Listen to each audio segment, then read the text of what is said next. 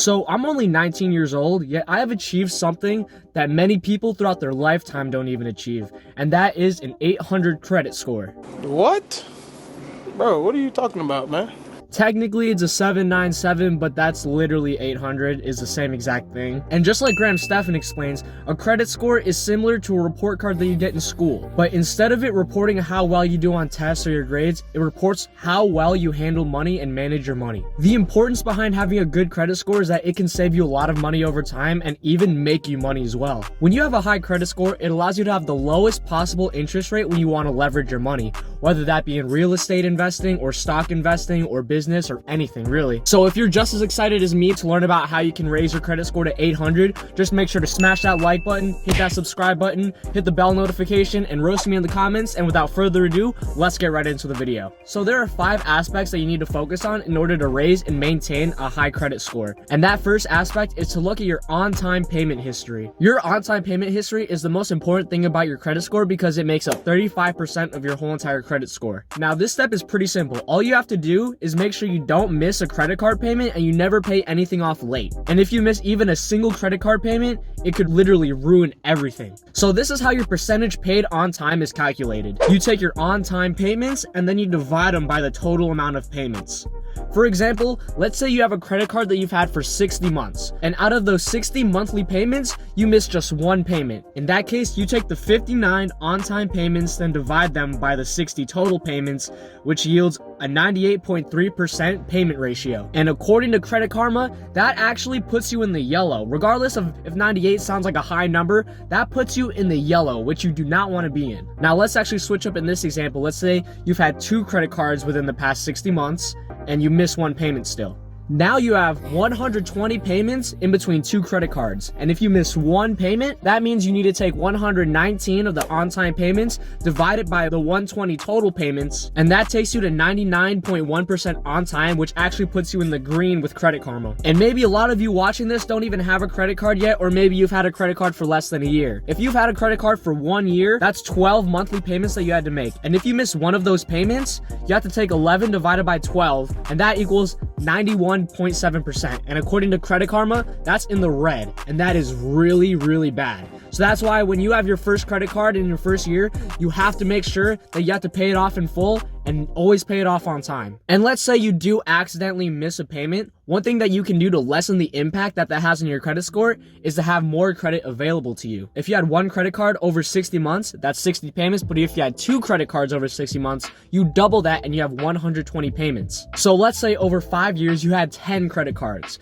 You have 600 total payments that can soften the impact on your one missed on-time payment. If you take 599 and divide it by 600, you still have a 99.8% on-time payment, which is still in the green. So you should always strive to pay your credit card in full every single month. However, in the event that you cannot do that, it still counts as an on-time payment as long as you make the minimum payment. And for a lot of credit cards, the minimum payment can range anywhere from $20 to $50. So as long as you pay the minimum, that does count as an on-time payment. So the next aspect that you need to focus on to raise your credit score is to look at your credit utilization. Your credit utilization is the second most important aspect when it comes to calculating your credit score because that accounts for 30% of your whole entire credit score. And to get a perfect score in this category, you cannot max out all your credit. If you have $9,000 of credit given to you, you should not be spending all $9,000. The credit bureaus like to see that you're only utilizing a small percentage of the credit that's offered to you, and they like to see anything that's below 10%. For example, if you have a $10,000 credit limit and then you spend $6,000 and you pay the minimum off, that is a 60% utilization. And as you can see on the charts,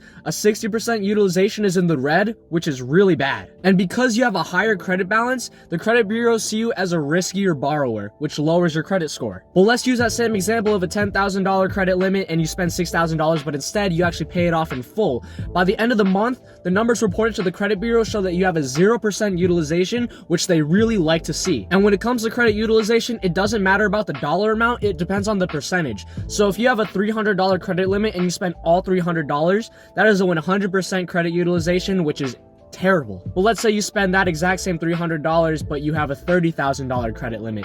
That means that your credit utilization stands at only 1%, which is really good. And the key to having good credit utilization is that you need to have a lot of credit available to you. So I have 2 credit cards, but I recommend that you have more than 2 credit cards so that way the credit available to you is more. So my first credit card has a $10,000 credit limit and my second one has a $3,000 credit limit. So I have $13,000 of available credit. Let's say I use $1,000 out of that $13,000. That's a 7.7% credit utilization, which is pretty good. But for me personally, I always pay off my credit cards on time and in full, so it would be a 0% utilization. So there's this old myth that a lot of people believe, and even my old boss told me this, but she told me that you need to keep a balance on your credit card so that way the credit bureaus have a number to report at the end of the month. But after doing my research, I learned that that is actually 100% false, and all that does is raise the amount of money you owe in interest. That's why it's in your best interest to pay off your credit card in full every month. So the third aspect when it comes to raising your credit score is to determine the length of your credit history, which accounts for 15% of your credit score. So basically, the longer that you've had credit available to you, the better. And this is why you're gonna hear a lot of people recommend that you actually get a credit card as soon as you turn 18,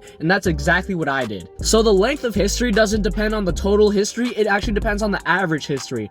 For example, if you had one credit card and you opened it 4 years ago, your average credit history is gonna be 4 years. But let's say you actually open a new credit card right now, a second one. That will lower your average credit history to 2 years. So in other words, every time you open up a credit card, your credit score will temporarily go down. And if you close an old credit card, that closes its whole entire history, which can negatively impact your length of credit history as well. So really the only things that you can do about your length of credit history is you need to open up a credit card as soon as possible, and the next thing you have to do is just wait. To be green with Credit Karma in this category, you have to have over 9 years of credit history, and that I don't have, but I still have an 800 credit score. So it doesn't really matter that much. It's just that I always pay off my credit card statement in full and on time every month, and I have a low credit utilization, which is really why I have an 800 credit score with only having 1 year of credit history. So the fourth aspect actually depends on how many credit lines you have available to you, and this aspect accounts for 10% of your score, which is really little. As counterintuitive as it sounds, you actually get rewarded for the more credit lines that you have open to you. When you have more credit available to you, you have a lower utilization, which increases your score. And you also have the opportunity to make more on-time payments per year. And another thing that the credit bureaus like to see is if you have multiple varieties of credit. So not only credit cards, but if you also have a mortgage or an auto loan, that shows the credit bureaus that you're capable of handling multiple debts at once without defaulting on them. And the last and final aspect of your credit score is the amount of total hard inquiries on your credit report. And that accounts for the last 10% of your credit score. So anytime you apply for new credit, that shows up on your credit report as a hard inquiry. And the more hard inquiries that show up on your report, that will lead the credit bureaus to think that you are a more riskier borrower. And when that happens, your credit score is lowered and your interest rates rise. And I know you're probably like, wait, what the fuck? Because earlier you just said that you need a high amount of credit available to you. And how am I supposed to do that with only one credit card or 2 credit cards? Well, the drop in your credit score is actually temporary. Hard inquiries actually only show up on your credit report for 2 years, and it actually only affects your credit score for 1 year. So after that, your credit score is going to be back to normal as if nothing ever even happened. That's why if you watch Stephan's videos, he often recommends that you open up multiple credit cards when you're 18 and 19, because you don't need the credit right now, but when it's time to actually ask for a loan or a mortgage or something, you have good credit to back it up, as well as high credit available to you. Some more tips that I recommend for naturally increasing your credit score is to check it consistently. And I know there's a myth talking about every time you check your credit score it goes down, but that's not true. If you use Credit Karma, which is a free service, they give you your credit score updated weekly, and it doesn't lower, it doesn't raise your credit score, but just being familiar with what your credit score is at, it really does help to motivate you increase your credit score. And one more thing, any credit score that's above 750, they're pretty much going to get the same interest rate. So if you have a 760 versus someone with an 800, you guys are still going to get a 3.75 interest rate on a mortgage. A 750 credit score is really good, and anything above that is kind of just bragging rights, especially if you're over 800. That really doesn't do anything for you except make you look really good. So with all that being said, if you just take into consideration those 5 aspects of your credit score and do everything you can to follow the tips that I provided for you, I guarantee you that your credit score will actually rise up from the 600s or low 700s where you're at now to the high 700s. 800s at least. So with that being said, I really hope you guys enjoyed the video. I'm working really hard to make these videos because I want to help as many people as possible, especially college students, because I'm in college right now and all my friends are in college, and I feel like I'm really the only one that's working towards improving my financial situation. So if you really enjoyed the video or you found this video helpful, please leave a like. It really does help out my channel. Leave a comment. It could be good, bad. I really don't care. But other than that, I hope you guys have a great rest of your day and good luck increasing your credit score, and let's get this bread together.